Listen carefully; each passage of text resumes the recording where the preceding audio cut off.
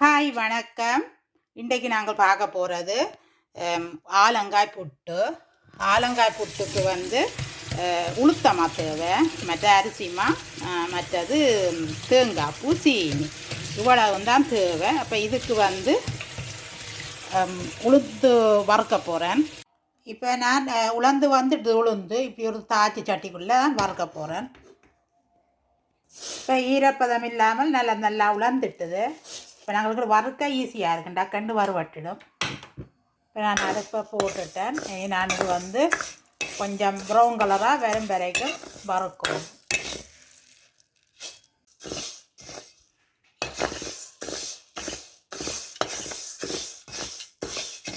இதை குறைந்த நெருப்பில் விட்டுட்டு ஓயாமல் கறி கொண்டிருக்கிறேன்.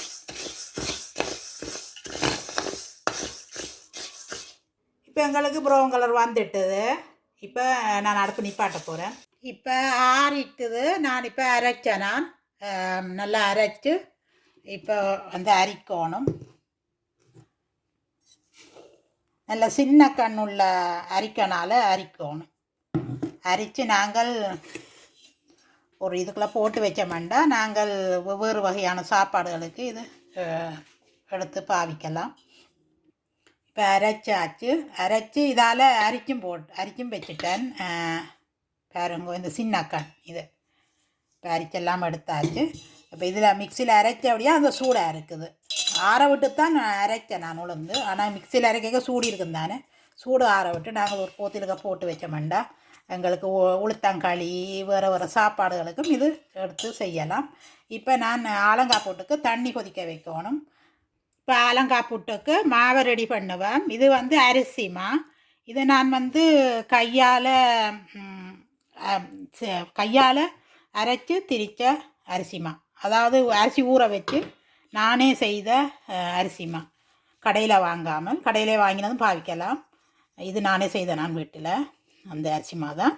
இதால் நான் ஒரு கப்பு இந்த கப்பால் போடுறேன். இதால் ஒரு கப் அரிசிமா. இதுக்கு அரை கப்பு உளுத்தம்மா.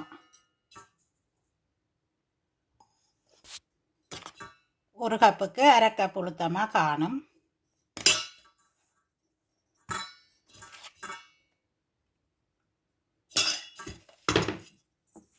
பாருங்க, அரை கப் இதையும் போடுறேன்.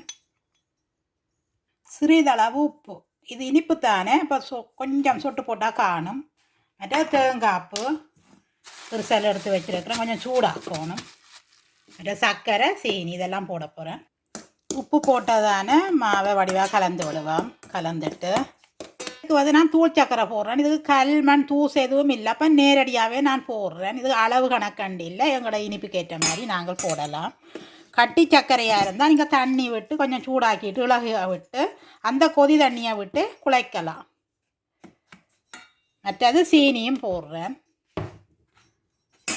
இது அளவு கணக்கண்டு இல்லை, எங்களுக்கு இனிப்பு எவ்வளோ வேணுமோ அதுக்கேற்ற மாதிரி நாங்கள் போடலாம். பாருங்க, எல்லாத்தையும் கலந்துட்டு தேங்காய் பூவையும் போடுவேன்.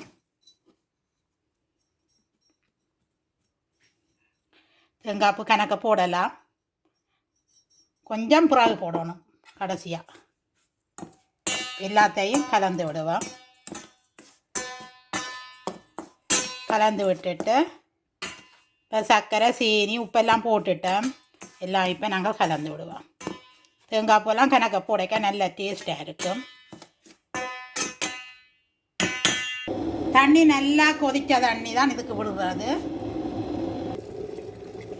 இப்போ வாயில் வச்சு பார்த்தேன்னா இனிப்பு காணாமல் கிடந்து. அப்போ திருப்பி கொஞ்சம் சீனி போடுறேன். சீனி, சர்க்கரை எது வேணும்னாலும் போடலாம். நான் இப்போ சீனி போடுறேன். இப்போ கொதி தண்ணி விட்டு நாங்கள் இப்போ குழைக்க போகிறோம். பார்த்து விடணும், இல்லை குறைஞ்ச தண்ணியாக விட்டுட்டு குழைச்சி பார்த்துட்டு பிறகு காணாட்டி விடலாம். கூடினா அப்புறம் களி மாதிரி ஆகிடும். உருண்டைகள் பிடிக்கக்கூடிய ஒரு பதத்துக்கு நாங்கள் இது குழைக்கணும்.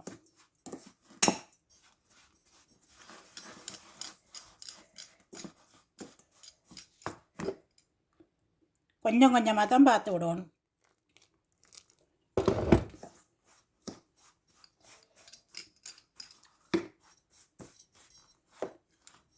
ஒருவேளை தண்ணி கூடினாலும் நீங்கள் மாவை போட்டு சரி பண்ணலாம், ஒன்றும் பிரச்சனை இல்லை.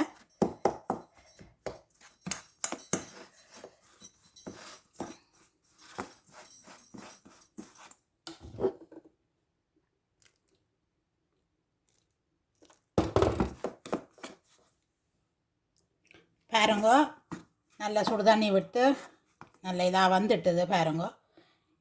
இனி நாங்கள் வந்து அந்த உருண்டைகள் ஆக்கணும். பிடிக்க வருது என்ன இங்கே அப்படி எல்லாத்தையும் சேர்த்துட்டு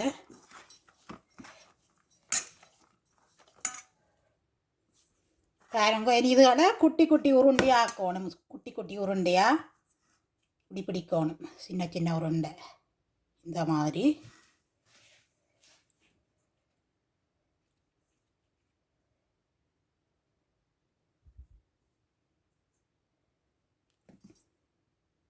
பாருங்க, இந்த சின்ன சைஸ்.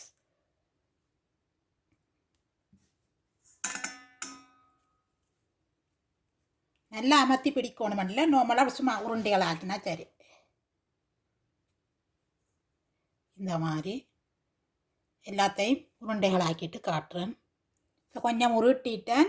இன்னும் ஈஸியாக இந்த உருண்டைகள் பிடிக்கணும்னா அப்படி கொழுக்கட்டை மாதிரி பிடிச்சிட்டு இப்படி கொஞ்சம் கொஞ்சமாக கிள்ளி இந்த மாதிரி உருண்டைகள் பிடிக்க இன்னும் ஈஸியாக இருக்கும். இதே மாதிரி நீங்களும் செய்து பாருங்க. இந்த மாதிரி டக் டக் கண்டுபிடி உருண்டைகளாக ஈஸியாக இருக்கும்.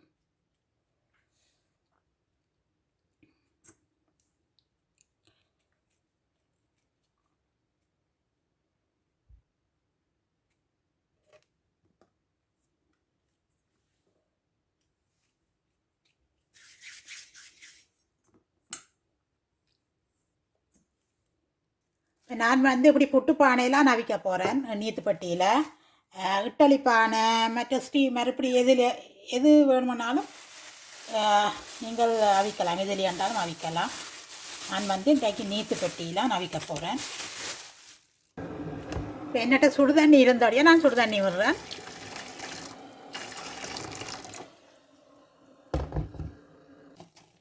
இப்போ தண்ணி விட்டு அடுப்பும் போட்டுட்டு கொஞ்சம் ஆவி வரட்டும். ஆவி வந்த பிறகு நாங்கள் ஆலங்காப்புட்டை போடலாம் அவிக்க. இப்போ ஆவி வருது, வீடியோவில் தெரியுதோ தெரியலை. இப்போ நான் வந்து ஆலங்காப்புட்டை இதுக்குள்ளே போடுவேன். தேங்காய்ப்பு கொஞ்சம் போடுறேன். அடியில் தேங்காய்ப்பூ போட்டுட்டு நாங்கள் ஆலங்காப்புட்டை போடுவோம்.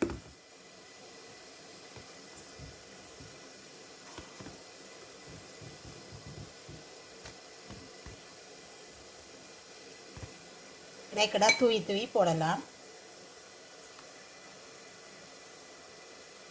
இதுக்குள்ளேயும் தூவலாம். தூவிட்டு எப்படி எடுத்து போடுவோம்.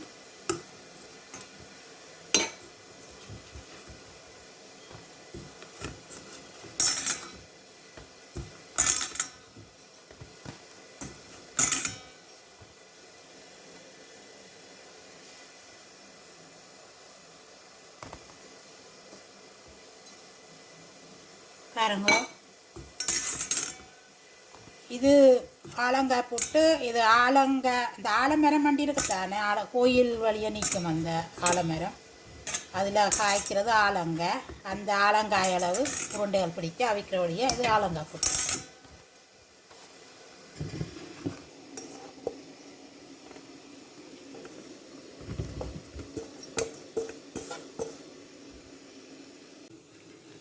இப்போ 12 நிமிஷம் கடந்துட்டுது. ஒரு 12 நிமிஷத்துக்கு பிறகு தான் நான் இறக்குறேன். இது வந்து இப்போ அவிஞ்சிட்டுது. பாருங்க, சூப்பராக வந்துருக்குது. அந்த மாதிரி ஆலங்காய் புட்டு, சுவைமிக்க ஆலங்காய் புட்டு. இது ஆரோக்கியமான புட்டுன்னு சொல்லலாம். அவ்வளோ சுவையாக இருக்கும். மற்றது ஆலங்காய் புட்டு வந்து உளுத்தமா அரிசி மாலாம் போட்டு செய்கிறபடியாக இது மிகவும் ஆரோக்கியமான புட்டு. காலை சாப்பாடாகவும் செய்து சாப்பிடலாம். பின்னர டீக்கு செய்து சாப்பிடலாம். மிகவும் சுவையான புட்டு. இதுவரைக்கும் செய்யாதவர்கள் செய்து சாப்பிட்டு பாருங்க, அவ்வளோ சுவையாக இருக்கும். இந்த வீடியோ உங்களுக்கு பிடிச்சிருந்தா லைக் பண்ணுங்க, கருத்துக்களையும் எழுதுங்க. புதுசாக யாராவது வந்திருந்தால் சப்ஸ்கிரைப் பண்ணிட்டு பாருங்க, அது எங்களுக்கு சப்போர்ட்டாக அமையும். நல்ல நல்ல காணொளிகள் உங்களுக்கு போடுவேன். தொடர்ந்து பாருங்கள், இணைந்திருங்கள். இத்துடன் இந்த வீடியோவை முடித்து கொள்ளுறேன். நன்றி, வணக்கம்.